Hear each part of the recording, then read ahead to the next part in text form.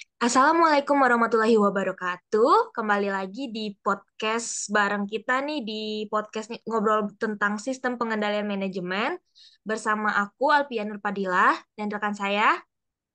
Putri Indah Lestari. Nah, jadi kita udah masuk di bab 6 nih untuk episode kali ini. Jadi bab 6 ini kita akan membahas mengenai transfer pricing atau penentuan harga transfer. Nah, sebelum kita masuk ke materi nih, Mbak Indah. Mau nanya dong, materi yang lebih dalam tentang transfer pricing ini. Jadi aku mau nanya dong, apa sih pengertian dari transfer pricing atau penentuan harga transfer itu sendiri? Nah, jadi transfer pricing itu sendiri dapat didefinisikan sebagai suatu harga jual khusus yang dipakai dalam pertukaran antar divisional untuk mencatat pendapatan unit penjual, selling division, dan unit divisi pembeli atau buying division, Mbak Alfiana. Pada penjelasan ini, pengertian harga transfer itu dibatasi pada nilai yang diberikan atas suatu transfer barang atau jasa dalam suatu transaksi yang setidaknya salah satu dari kedua pihak yang terlibat adalah pusat laba, Mbak Alfia. Jadi itu sih, Mbak Alfia, pengertian dasar mengenai transfer pricing itu, Mbak. Wah, lengkap sekali ya Mbak Indah jawabannya. Terus nih kan tadi kan tentang transfer pricing atau penentuan harga transfer nih kan. Nah, kalau pengertian dari harga transfer itu sendiri apa sih Mbak Indah? Nah, jadi Mbak Alfia, harga transfer itu adalah harga perpindahan barang atau jasa antara dua pusat laba atau lebih, Mbak Alfia. Nah, harga transfer itu juga dapat didefinisikan sebagai harga perpindahan barang atau jasa yang dipertukarkan antar unit-unit atau antar pusat pertanggungjawaban dalam suatu organisasi, Mbak Alfia. Jadi, itu Mbak Alfia pengertian dari harga transfer itu sendiri. Oh Nah, iya, tadi kan kita udah mengulik tentang definisi-definisi ya Mbak Alfiana. Sekarang iya. saya ingin bertanya mengenai tujuan dari penentuan harga transfer itu apa sih Mbak Alfia?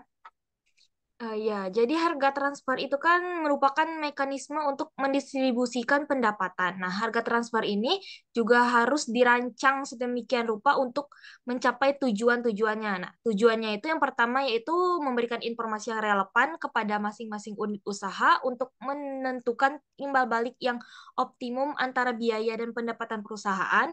Yang kedua itu menghasilkan keputusan yang selaras dengan cita-cita. Yang ketiga, membantu pengukuran kinerja ekonomi dari unit usaha individual. Dan yang keempat itu, sistemnya itu harus mudah dimengerti dan mudah dikelola. Gitu sih Mbak Ina tujuan dari transfer pricing ini.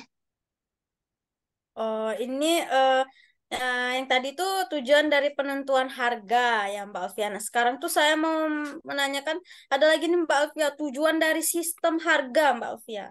Tadi kan tujuan dari penentuan harga. Nah, sekarang tujuan dari sistem ya Mbak Alfia. Oh ya, tadi kan selain tujuan dari penentuan harga transfer ini, ada juga namanya tujuan dari sistem harga transfer. Nah, sistem harga transfer ini bertujuan untuk yang pertama itu memberikan informasi relevan pada setiap pusat laba dalam menentukan harga transfer.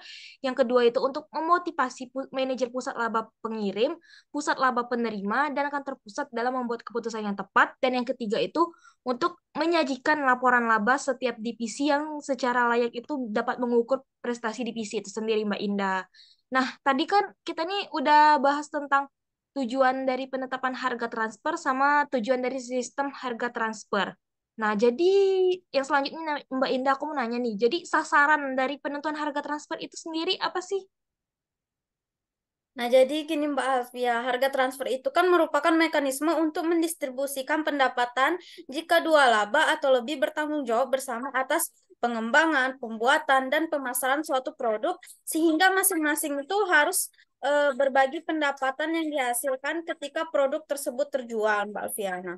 Harga transfer itu harus dirancang sedemikian rupa supaya dapat mencapai beberapa sasaran Mbak Alfiana. Sasarannya itu meliputi yang pertama, memberikan informasi yang relevan kepada masing-masing unit usaha untuk menentukan penyesuaian yang optimum antar biaya dan pendapatan perusahaan. Lalu yang kedua, menghasilkan keputusan yang bertujuan. Sama, maksudnya sistem itu harus dirancang agar keputusan meningkatkan laba unit usaha juga akan meningkatkan laba perusahaan, Mbak Alfia. Lalu yang ketiga itu membantu pengukuran kinerja ekonomi dari setiap unit usaha. Dan yang terakhir itu sistem harus mudah dimengerti dan dikelola. Jadi itu sih Mbak Alfia sasaran dari penentuan harga transfer. Wah, lengkap banget nih Mbak Indah tentang sasaran penentuan harga transfer. Nah, selain sasaran penentuan harga transfer nih, maksud dari prinsip dasar dalam penentuan metode harga transfer itu apa sih Mbak Indah? Nah, jadi prinsip dasar itu Mbak Alfia adalah bahwa harga transfer sebaiknya serupa dengan harga yang akan dikenakan seandainya produk tersebut dijual ke konsumen luar atau dibeli dari pemasok luar, Mbak Alfia. Nah, ketika suatu pusat laba di suatu perusahaan memiliki produk dari produk dan menjual ke satu sama lain, maka dua keputusan yang harus diambil setiap produk adalah yang pertama itu apakah perusahaan harus memproduksi sendiri produk tersebut atau membelinya dari pemasok luar? Nah, hal ini merupakan keputusan sourcing namanya Mbak Alfia. Lalu yang kedua itu, jika diproduksi secara internal, pada tingkat harga berapakah produk tersebut akan ditransfer antar pusat laba? Nah, hal ini merupakan keputusan harga transfer. Nah, sistem harga transfer dapat bervariasi, Mbak Alfia, dari yang paling sederhana, yang paling rumit, tergantung dari sifat usahanya. Nah, pembahasan dimulai dengan situasi yang ideal, kemudian melangkah ke bagian yang lebih rumit. Nah, idealnya ini harga transfer harus mengestimasikan harga normal pasar di luar dengan menyesuaikan untuk biaya yang tidak terjadi di dalam perusahaan. Nah, bahkan ketika sourcing decision mengalami hambatan, harga pasar merupakan harga transfer yang paling baik, Mbak Alfia. Jadi itu Mbak Alfia yang dimaksud dengan prinsip dalam metode penentuan harga pasar. Nah, tadi kan kita sudah membahas tentang prinsip, sasaran ya Mbak Alfia. Nah, sekarang Iya. kita bahas hambatan nih Mbak Alfia. Nah, apa saja sih hambatan-hambatan dalam perolehan sumber daya Mbak Alfia? Oke, Mbak Indah. Jadi pasti di dalam transfer pricing itu ada hambatan-hambatannya. Ya. Terutama ini kan kita akan membahas tentang hambatan-hambatan dalam perolehan sumber daya. Nah, jadi idealnya seorang manajer ini pemilihan bebas untuk mengambil keputusan mengenai perolehan sumber daya manusia. Demikian, manajer penjualan harus bebas untuk menjual produknya ke pasar yang paling menguntungkan. Nah, meskipun demikian, dalam kehidupan nyata, kebebasan dalam perolehan sumber daya ini tidak selalu mungkin dilakukan, atau jika hal itu mungkin, itu bisa dibatasi oleh kebijakan-kebijakan korporat sekarang. Akan dipertimbangkan situasi di mana manajer pusat laba ini tidak memiliki kebebasan dan mengambil keputusan tersebut, dan akibat-akibat yang terjadi dengan adanya hambatan-hambatan dalam perolehan sumber daya pada kebijakan harga transfer yang ada, Mbak Indah. Itu sih untuk hambatan-hambatan dalam perolehan sumber daya. Nah, lalu selanjutnya Mbak Alfia, ada lagi nih Mbak Alfia, pasar yang terbatas. Nah, apa sih Mbak Alfia yang dimaksud dengan pasar yang terbatas itu? Jadi dalam banyak perusahaan itu kan pasar bagi pusat laba ya, penjualan atau pembelian ini dapat saja sangat terbatas. Ada beberapa hal atas jawaban ini. Nah, pertama, keberadaan kapasitas internal mungkin membatasi pengembangan internal. Kedua, jika suatu perusahaan merupakan produsen tunggal dari produk yang terdiferensiasi, tidak ada sumber daya dari luar. Yang ketiga, jika suatu perusahaan telah melakukan investasi yang besar, maka perusahaan itu cenderung tidak akan menggunakan sumber daya dari luar kecuali harga jual mendekati biaya variabel perusahaan, di mana hal ini sering sekali terjadi. Itu sih Mbak Indah yang dimaksud dengan pasar yang terbatas. Nah, tadi kan kita sudah bahas tentang pasar yang terbatas dan hambatan-hambatan dalam perolehan sumber daya nih Mbak Indah. Jadi selanjutnya, bagaimana sih kita tuh mengetahui suatu perusahaan tuh dapat mengetahui tingkat harga kompetitif jika ia tidak membeli atau menjual produknya ke pasar bebas, Mbak Indah? Nah, jadi Mbak Alfia ada 4 poin nih, bagaimana suatu perusahaan itu dapat mengetahui tingkat harga kompetitifnya jika ia tidak membeli atau menjual produknya ke pasar yang bebas. Nah, poin yang pertama itu Mbak Alfia, jika terdapat terbitan harga pasar, maka itu dapat digunakan untuk menentukan harga transfer. Nah, meskipun demikian, terbitan tersebut harus merupakan harga yang benar-benar dibayarkan di pasar bebas, Mbak Alfiana. dan kondisi yang ada di pasar bebas harus konsisten dengan yang ada dalam perusahaan. Nah, lalu poin yang kedua yaitu harga pasar mungkin ditentukan berdasarkan penawaran atau bid, Mbak Alfia. Hal ini biasanya dilakukan hanya jika penawar terendah masih memiliki peluang untuk terjun ke pasar. Lalu poin yang ketiga, jika pusat laba produksi menjual produk yang mirip di pasar bebas, maka ia mungkin akan menggandakan harga kompetitif berdasarkan harga luar. Lalu poin yang terakhir itu, jika pusat laba pembelian membeli produk yang sejenis dari pasar bebas, maka ia akan dapat menggandakan harga kompetitif untuk suatu produk eksklusifnya, Mbak Alfia. Itu Mbak Wah, Alfia poin-poinnya. wah lengkap banget nih poin-poinnya Mbak Indah. Nah, selain itu nih, eh, apa sih pengertian dari harga transfer berdasarkan biaya Mbak Indah? Nah, jadi harga transfer berdasarkan biaya itu Mbak Alfia, jika harga yang kompetitif tidak tersedia, maka harga transfer dapat ditentukan berdasarkan biaya ditambah laba. Nah, meskipun harga transfer semacam ini sangat rumit untuk dihitung dan hasilnya kurang memuaskan dibanding dengan harga berdasarkan harga, dua keputu dua keputusan yang harus dibuat dalam sistem harga transfer berdasarkan biaya itu Mbak Alfia ada dua Mbak Alfia. Yang pertama itu bagaimana menentukan besarnya biaya dan yang kedua itu bagaimana menghitung markup laba. Itu Mbak Alfia penjelasan mengenai harga transfer berdasarkan biaya. Nah, dari tadi ini kita ngomongin biaya, biaya, biaya kan Mbak Alfia. Nah, sekarang tuh saya mau nanya apa sih yang dimaksud dengan dasar biaya, Mbak Alfia? Dasar biaya. Jadi biaya dasar biaya itu basis yang umum adalah biaya standar.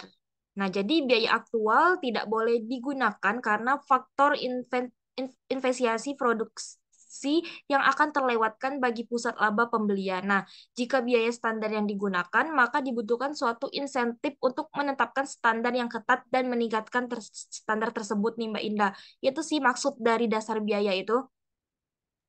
Nah, Mbak Alfia, tadi kan saya sudah menyebutkan di penjelasan mengenai harga transfer berdasarkan biaya itu, tadi kan ada saya singgung mengenai markup laba, Mbak Alfia. Nah, apa sih Mbak Alfia markup laba itu?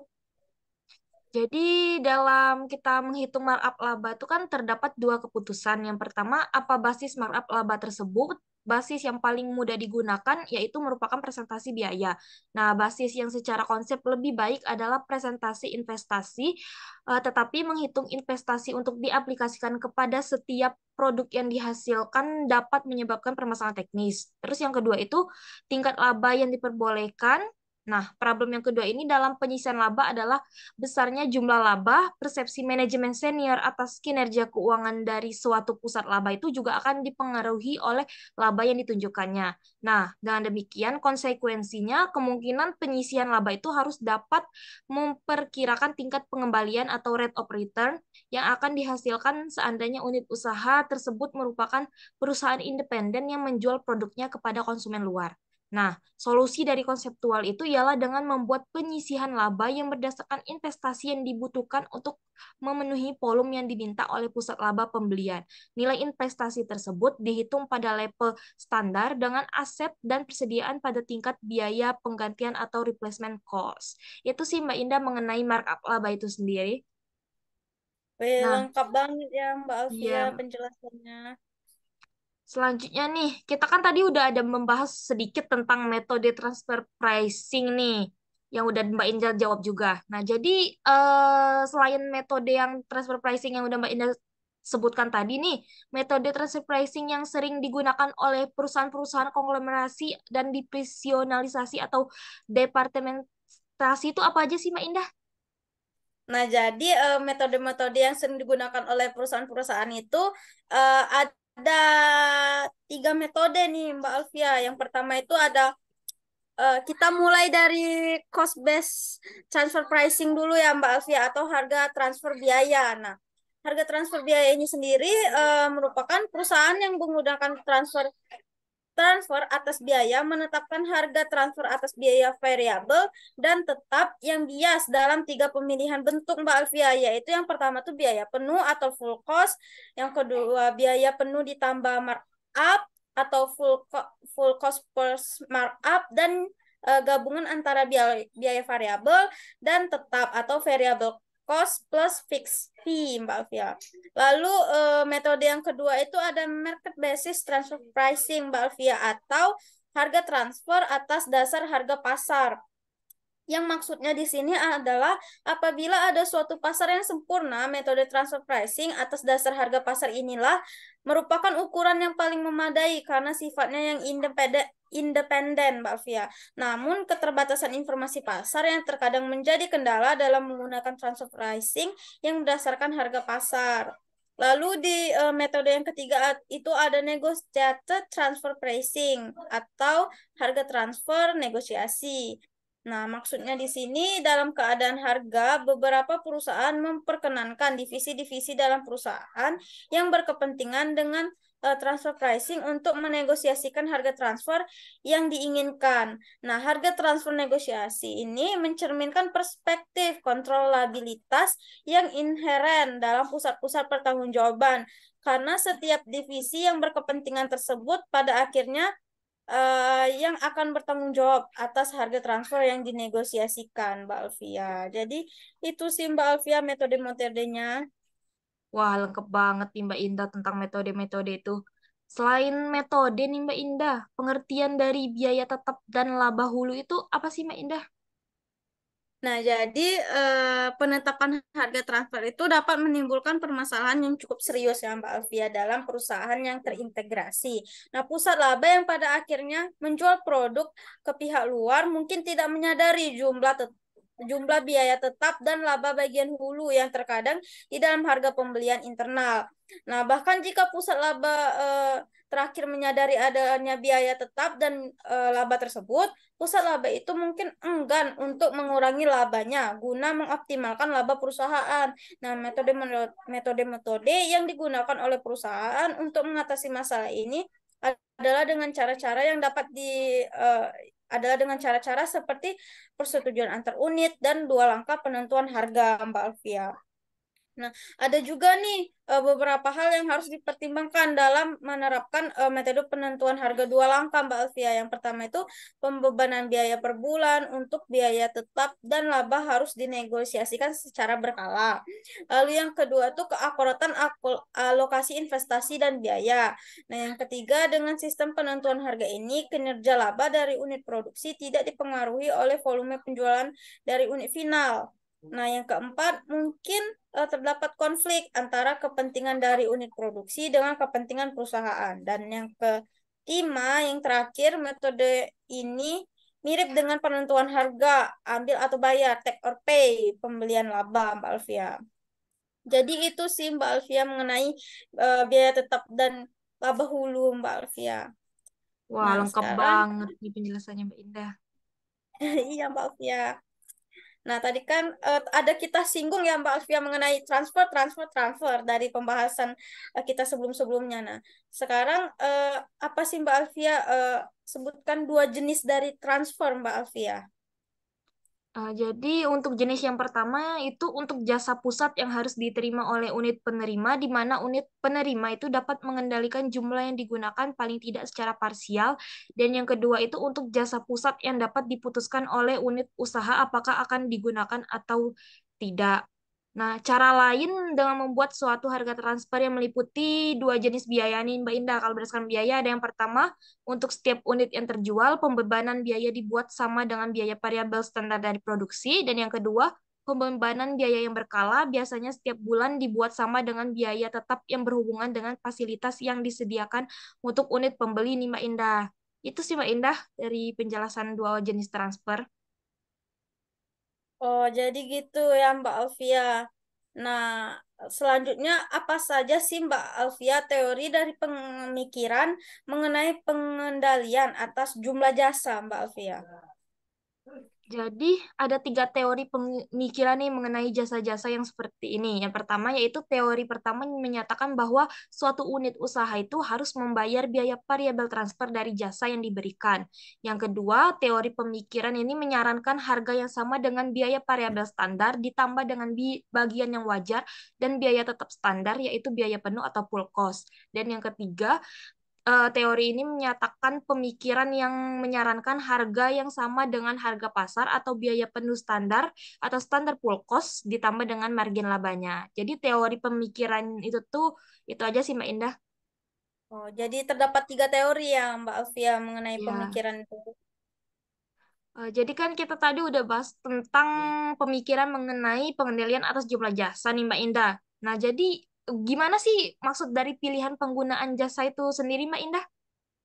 Nah, jadi ini bagaimana sih pemilihan dalam penggunaan jasa? Nah, jadi Ya. Mbak Alfia dalam beberapa kasus, pihak manajemen tuh mungkin memutuskan bahwa unit-unit usaha dapat memilih apakah akan menggunakan unit jasa sentral atau tidak. Nah, unit-unit bisnis dapat memperoleh jasa tersebut dari pihak luar, mengembangkan kemampuan mereka atau memilih untuk tidak menggunakan jasa ini sama sekali.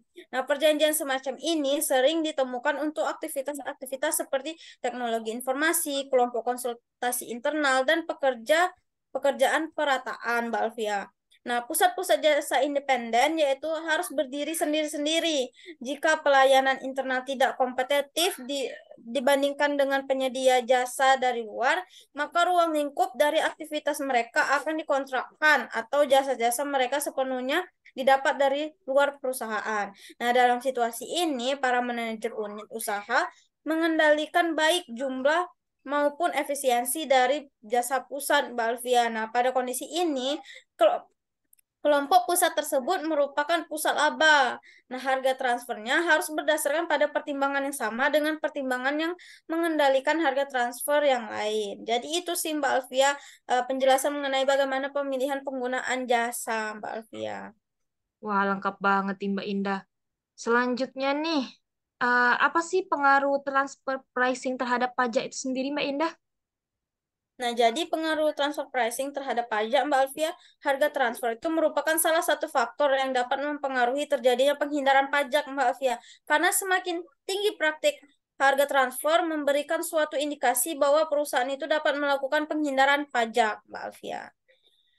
Nah, selanjutnya saya ingin bertanya nih, Mbak Alfia, apa sih dampak penentuan transfer pricing baik baik bagi pemerintah, Mbak Alfia? Jadi secara umum nih transfer pricing itu kan dapat mengakibatkan terjadinya pengalihan penghasilan atau dasar pengenaan pajak atau biaya dari satu wajib pajak ke wajib pajak lainnya yang dapat direkayasa untuk menekan keseluruhan jumlah pajak terhitung atas wajib pajak yang mempunyai hubungan istimewa tersebut, Mbak Indah. Itu aja sih Mbak Indah untuk transfer pricing Itu. bagi. Lalu Mbak Alfia, gimana sih cara mencegah praktik penghindaran pajak karena penentuan harga pajak yang tidak normal, Mbak Alfia, atau non-arm like price? Jadi, untuk mencegah praktik penghindaran pajak karena penentuan harga tidak wajar atau non-arm's price itu, maka Dirjen Pajak itu menetapkan pedoman penentuan harga transfer yang membahas penerapan prinsip kewajaran dan kelaziman usaha atau arm's length principles terkait transaksi antara wajib pajak dengan pihak yang memiliki hubungan istimewa. Nah, aturan ini mengharuskan wajib pajak untuk menggunakan nilai pasar yang wajar dalam bertransaksi dengan pihak berelasi atau related parties. Jadi itu aja sih Mbak Inta penjelasannya. Nah, berhubung waktu kita udah habis nih Mbak Indah untuk membahas bab 6 tentang transfer pricing ini. Jadi kita udahin sampai sini aja ya. Kita akan bahas materi selanjutnya di minggu depan di bab 7. Oke, terima kasih ya Mbak Alfia untuk waktunya dan terima kasih Ya, untuk yang sudah menonton sampai akhir. nonton. Jika ada Kami salah, mohon pamit maaf. undur Kami diri. mohon maaf. Wassalamualaikum warahmatullahi wabarakatuh. Terima kasih.